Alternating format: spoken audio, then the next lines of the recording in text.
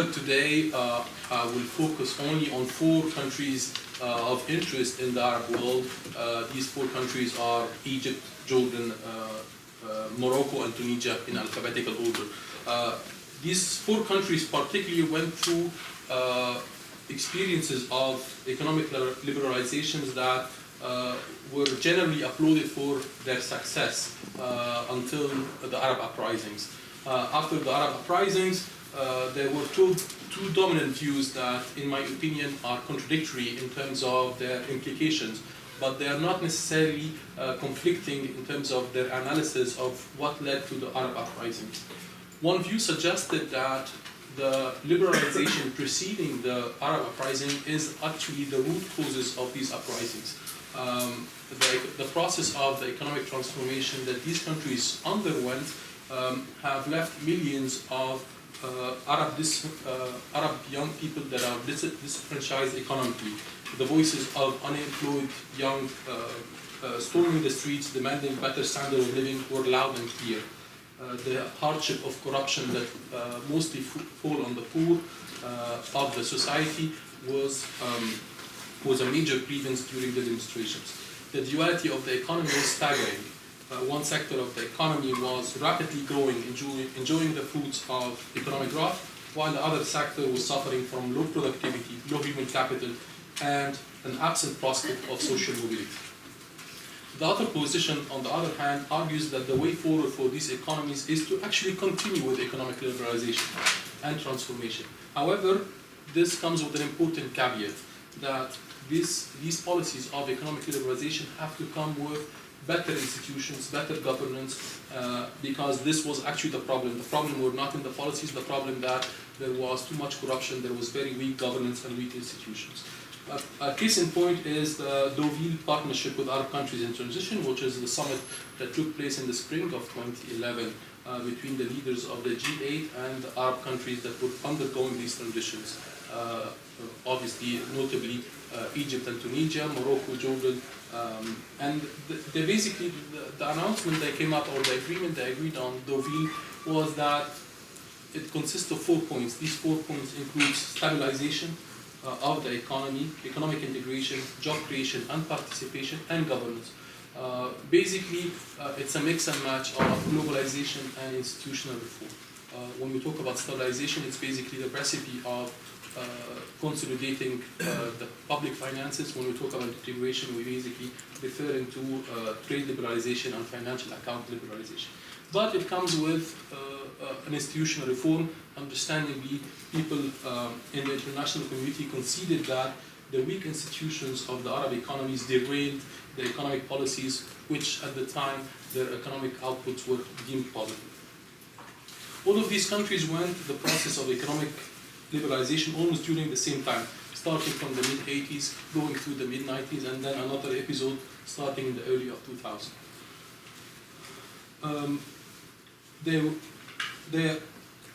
They are different.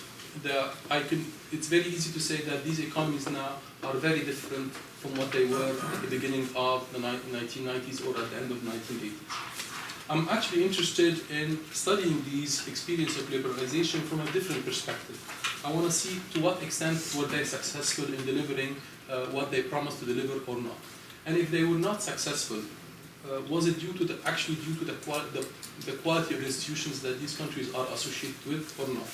And finally, whether the institutions of these countries did improve while the process of liberalization was taking place. I would argue in this talk, though, that through these economic transformation that actually indeed took place, it failed to put these countries on the path of robust and sustainable economic growth. It failed to put these countries on a path of sustainable development and inclusive development. One of the main reasons I would argue is that the institutions remained weak and unchanged at best, and got weaker in the worst case scenario. I would also suggest to you a hypothesis to why these institutions remained weak or got worse throughout the period of liberalization. Generally speaking, economic theory believes that there is a relationship between institutions and economic performance, particularly the institutions that are needed for market operation and market exchange. they do have an impact on growth. And I'm here just a small footnote. Throughout today's discussion, I'll be focusing only on the institutions that are related to the market functioning. Obviously, we can make the claim that there are other types of institutions, such as political institutions, that are also important to the prosperity of a country. And these actually, there are a lot of literature that actually supports this notion. But today, I'll take a step away from the political institutions and focus only on the institutions that matter for market exchange and market operation.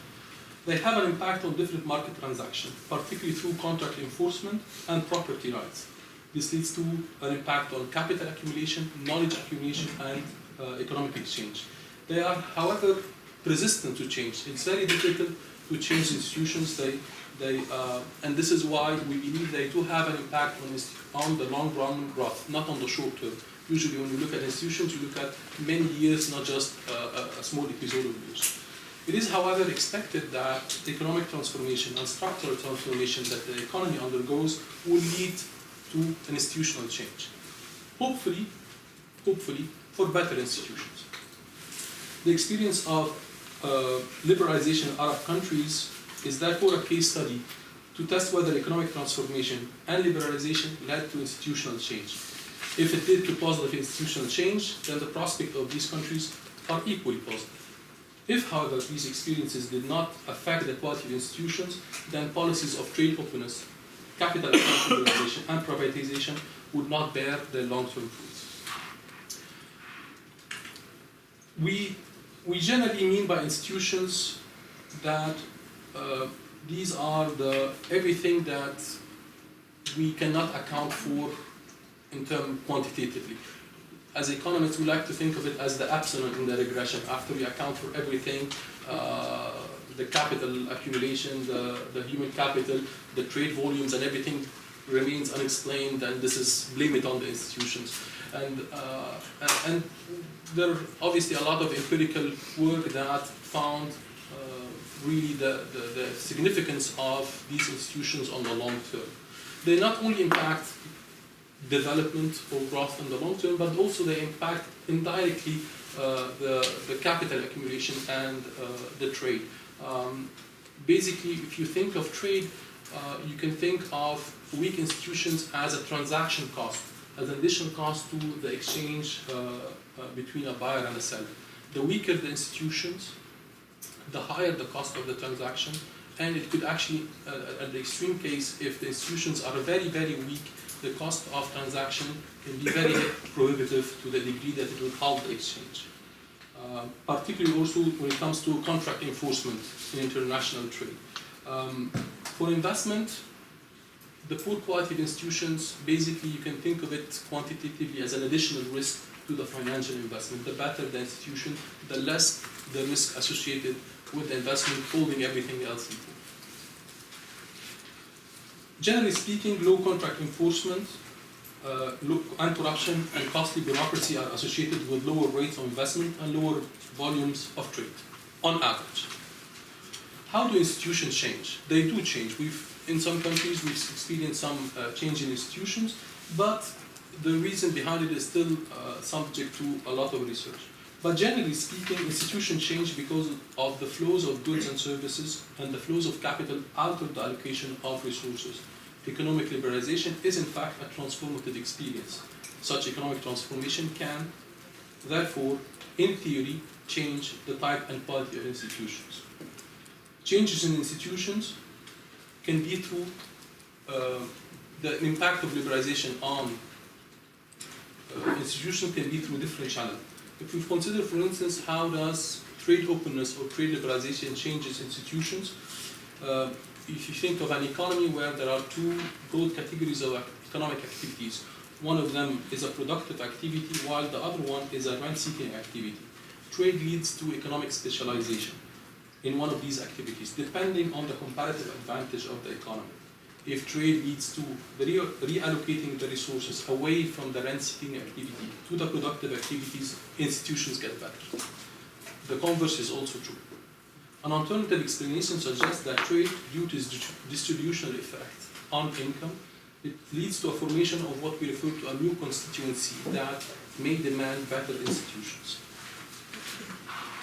In the Arab world, the timeline of liberalization is basically very similar across these 4 countries. The reason I chose these 4 countries is that on the net, these 4 countries are all importing countries. I obviously abstract from the oil exporting countries because of the particularity of their, the structure of their economy. They also went very similar episodes of time of liberalization. 2 of them, Jordan and Morocco, are monarchies that managed to weather the Arab uprisings with relatively minimal political changes. A more pluralistic elections law in Jordan and a new constitution in Morocco in 2011 and 2012 respectively. On the other hand, Egypt and Tunisia are 2 republics that relatively witnessed substantial political transformation. In the case of Egypt, it's actually a transformation that is 360 degrees, but it's still a transformation. It is also a convenient choice because the experiences of these countries were deemed as success, as I mentioned earlier, at the first decade of the 20th century. A narrative that I personally have certain doubts on. Throughout this analysis, I'll be basically looking at the macro performance, the trends in the macro performance and the performance of institutions in these countries throughout the past 25 years. Generally speaking, in the economic literature, we tend to also look at the effect of institutions on a micro level. How does it affect micro level of market exchange? But I'm looking generally at the bird's eye view and how these transformations have an impact on institutions. As I said, the timeline is very similar. These are 4 countries that went exactly identically the same experience. The starting point in the late 1980s, these are countries that had inward-looking economies with state-controlled financial intermediation. All of them were faced with severe economic crisis at the end of the 1980s.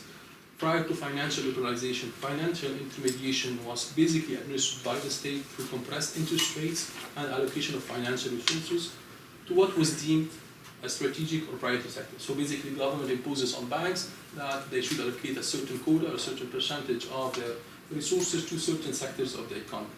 From the view of international financial institutions, this typically leads to lower saving rates and inefficient allocation of resources, which is partially true to some extent. All of these countries follow the typical steps of liberalization. They first start with, when it comes to financial liberalization, they start first with the domestic liberalization by allowing the banks to set interest rates within a certain band, also by relaxing the restrictions on the allocation of credit. The next step is to liberalize the capital account by allowing the free flow of capital across borders and to allow the foreign ownership of assets in the domestic economy. This is typically done across the 4 cases through a new investment law that that really reduces the barriers for foreign ownership and encourages and gives incentive for foreign investment in the country. 2 things are worth noting here.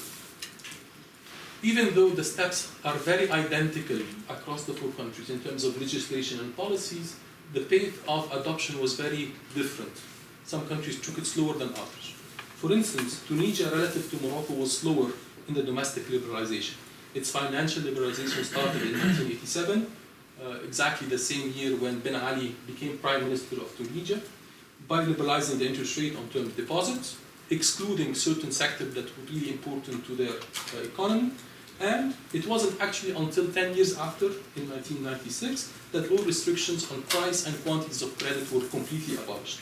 On the other hand, Morocco started the process a bit later, in 1989, and almost completed in 1994. It took it only 5 years. This typically depends on the regulatory framework within the economy. Obviously, the stronger the regulatory framework, the stronger the central bank, the faster policymakers are encouraged to go ahead with liberalizing the financial market. We all have seen the implications of a weak regulatory framework in the financial crisis of Asia and the global financial crisis in 2008, which is, again, not a condition that is not necessarily abiding in the 4 cases that I'm discussing. Another crucial precondition is that before liberalizing the financial markets, the fiscal policy should be disciplined, should be on a sustainable path, Otherwise, if the debt or the deficit of the economy is growing way fast, then basically the liberalizing of interest rate will make it worsen and accelerate the deficit and the debt of the economy. A condition that actually did not exist in the three cases, particularly in the case of Egypt and the case of Jordan.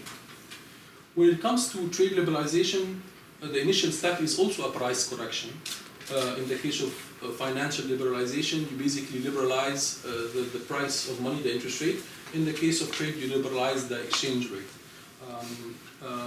Like almost all developing countries in the 80s, the exchange rate was overvalued for policy purposes, such as to protect the infant industry within the country and to import at a relatively cheaper price much needed intermediate goods for production. The flip side of obviously devaluating is that these economies suffered from inflations because most of them, all of them in this case, are energy importing economies, and they suffered chronic inflation. Obviously, again, the pace at which the trade liberalization went depends on how important domestic industries were in these countries. Lastly, after liberalizing the exchange rate, these countries would join the World Trade Organization and the GATT for further integration with the global economy. And by the virtue and other trade agreements, by the virtue of their historical and colonial histories, Tunisia and Morocco engage more with the EU. By political reasons, Jordan and Egypt engage more with free trade agreements with the United States. So, if we look at roughly the trends of these countries, so I'm basically showing here the most common index of economic performance with the GDP per capita current US dollar. So you can see obviously that a simple look at this graph suggests that these countries are better off than they were 25 years ago. We're talking 2 or 3 folds of increase in income per capita. It's obvious that the episodes of economic liberalization led to accelerated economic growth. So if you look at the episodes post 2003, 2004, in these 4 economies, you see a steeper increase in their GDP per capita. However, the road was not as smooth as one would expect, maybe with the exception of Jordan, which is in the red line. It was really a smoother ride, not as bumpy as the other 3 countries. But however, one could make the argument that these countries started at the same point as Turkey, for instance, but Turkey is now at a position that is actually 3 folds as higher as these countries. Both of them started, the Arab countries and Turkey started programs of economic liberalization roughly in the same time. The income per capita of Turkey and these countries was roughly plus or minus $100 in the same range, but Turkey is now is far ahead.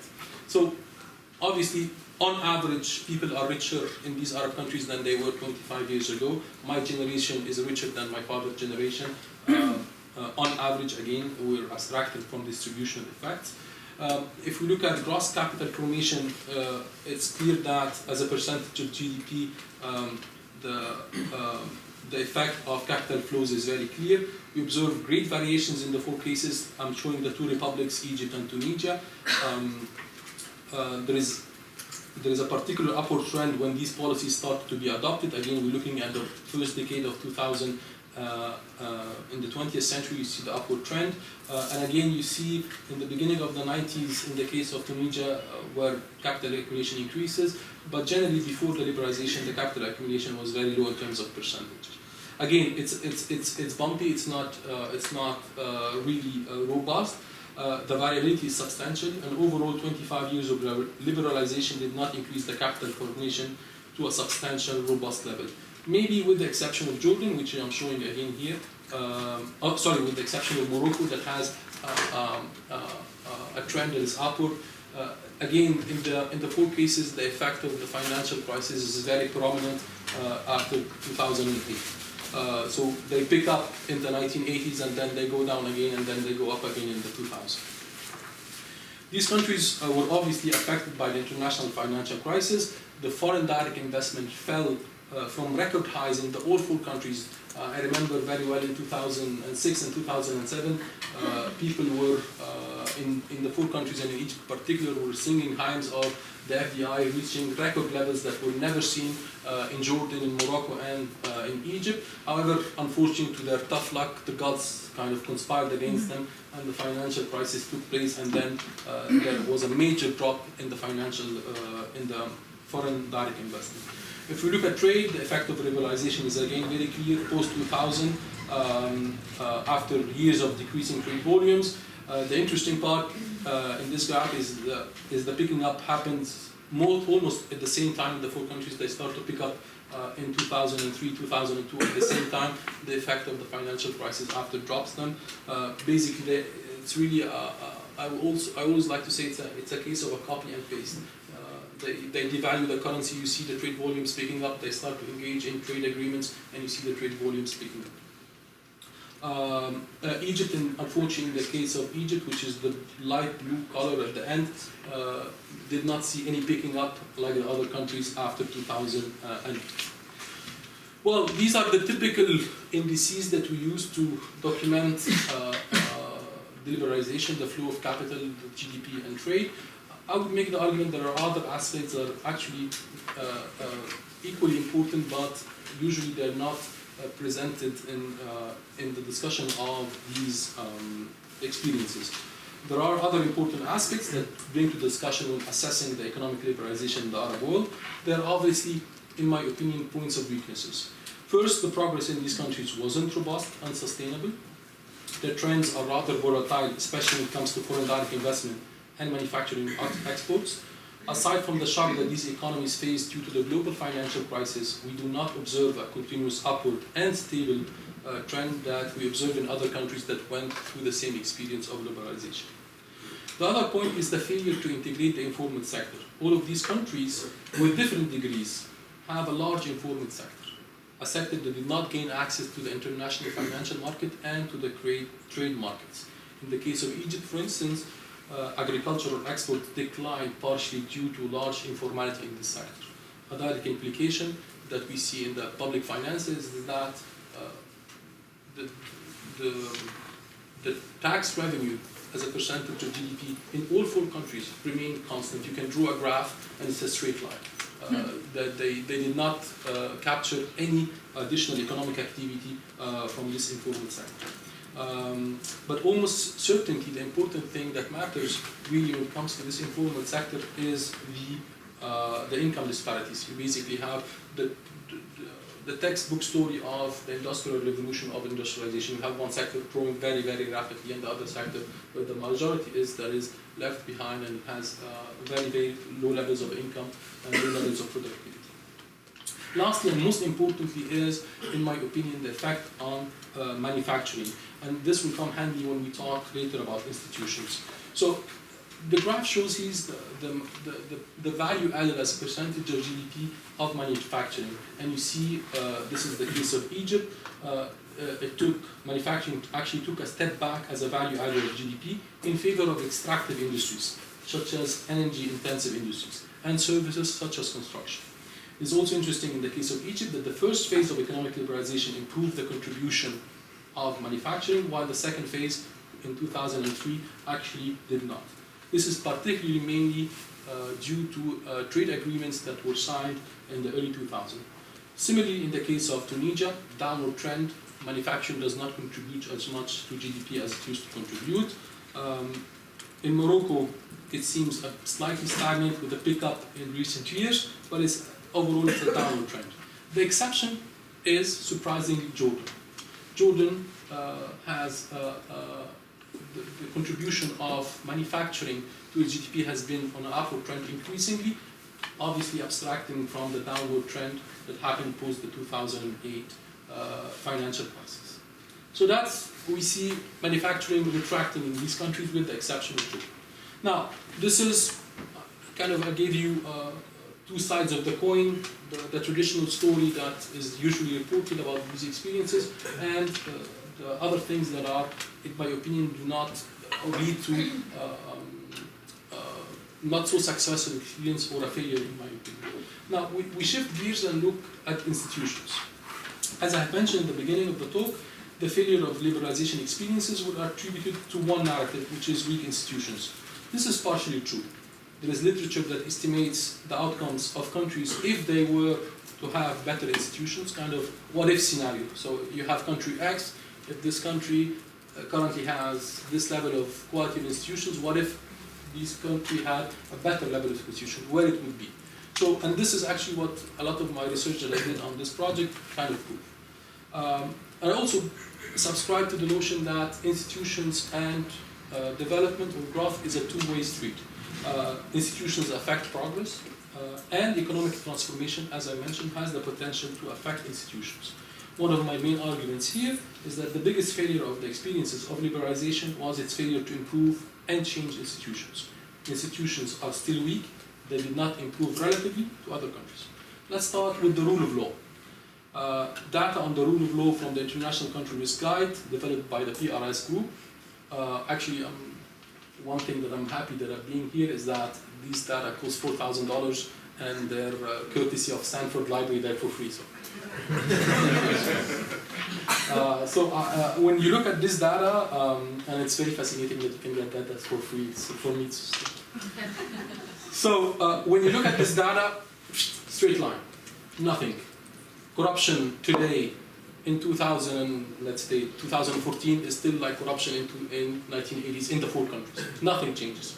So, however, I do have my reservation on these indices because they have some degree of subjectivity. Gladly, the World Bank has another index on corruption, and it does the very nice exercise of ranking the countries in their performance throughout the years. So basically what I'm showing here is the rank of these countries in percentiles. So a number like 60% means that there are 60% of the countries worse than you in terms of performance in rule of law. Egypt is the red. I don't need to comment on this. So what this does is that it isolates the time effect of institutions. We see a deteriorating rank for Egypt and Morocco, yet slightly some signs of improvement in Morocco in the past few years.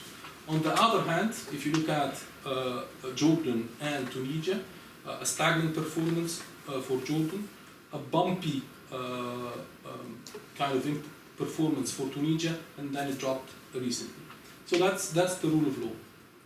When it comes to corruption, again, the indices of the International Country Risk Guide shows very little variability.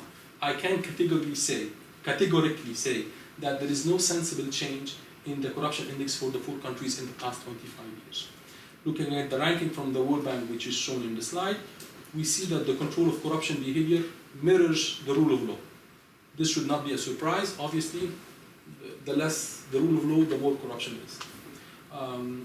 We observe again the downward trend in Egypt and Morocco, with the exception of the recent pickup in Morocco. Jordan relative performance is almost stagnant, with the exception of the recent 2 years.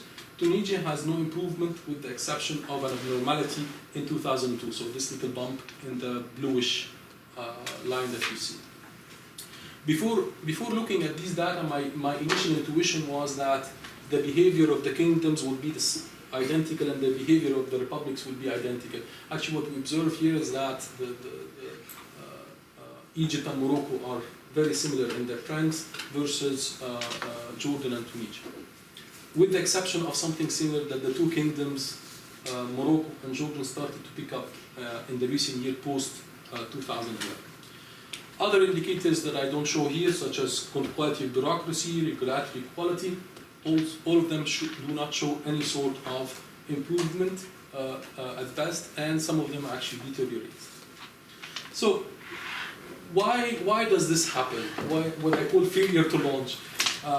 Even though liberalization actually transformed these economies in terms of capital accumulation, trade volumes, and GDP per capita, aside from the fact that others did better relatively, again, the example of Turkey comes to mind.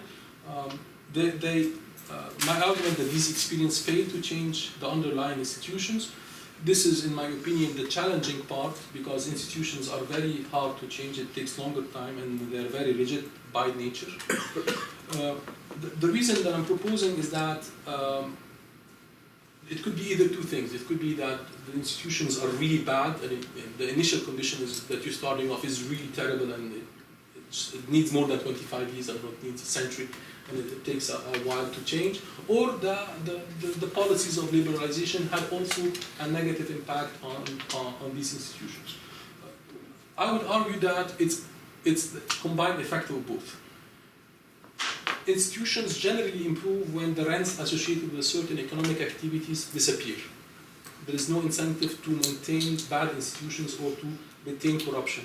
So when the rents or the incentive for weak institutions disappear, the institutions get better. So the opposite is also true.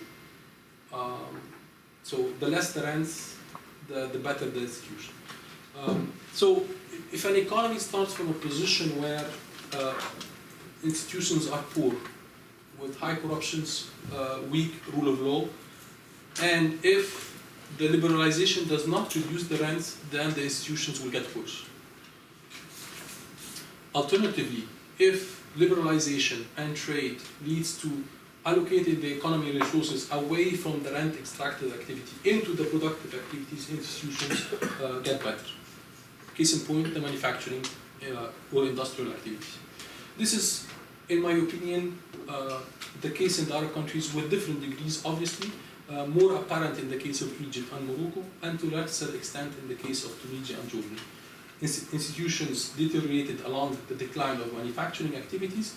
The financial inflows were concentrated in resource exporting industries, particularly also again in the case of Egypt. If the policies of liberalization were engineered towards a more value-adding activities, I would argue would have seen a sustainable path, a different picture, more robust economic growth, and better institutions. So, looking forward, it is hard to envision the future of these economies without further integration into the global economy. I mean, these poor countries cannot basically, like in the 1980s, enclose themselves and try to improve themselves. They will continue to be further integrated into the global economy. Whether or not these integration will lead to better institutions or not, that's a different question. So far, as I've argued, the economic liberalization had failed to improve institutions because of the inherent nature and the initial status of the institutions of these economies. It is hard to envision any economic policy will bear fruits in the future with these weak institutions. Moving forward in my assessment, if liberalization is inevitable, one of two things has to change. First, the engineering of these policies have to change in a way to engage more productive activities, particularly by unleashing the potential of the informal sector. This would potentially grow a new constituency that would demand better institutions, potentially better also political institutions. Second, the quality of institution may be improved in a top-down approach. I'm thinking of control of corruption, ultimately is a political decision. Also, the rule of law and governance. If they are not demanded bottom-up, they could potentially come top-down. However, I do not envision the second scenario being more applicable. Unfortunately for these countries, they have to go through more economic liberalization that does not necessarily improve the kind of institutions. Thank you.